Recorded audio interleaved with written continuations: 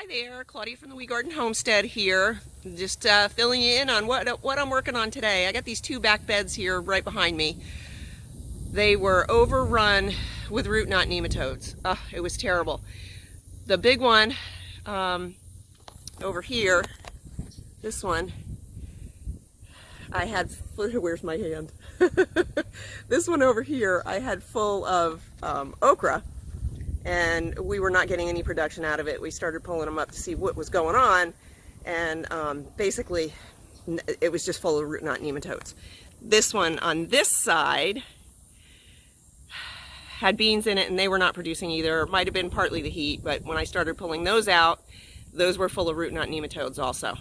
So I looked up the best way to deal with them, and it looks like we are burning off these two beds with clear plastic, so the UV gets through 5 to 6 weeks, I believe.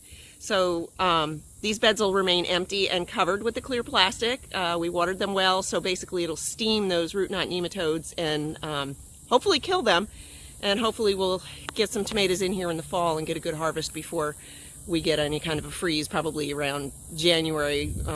Thinking we'll get a freeze. So hopefully we'll get a good harvest before then. I've got 2 more beds to work on because I'm pretty sure those 2 beds have root knot nematodes also. But this was our project today. It is almost 11 o'clock. We are pushing 90 degrees and I am done out here.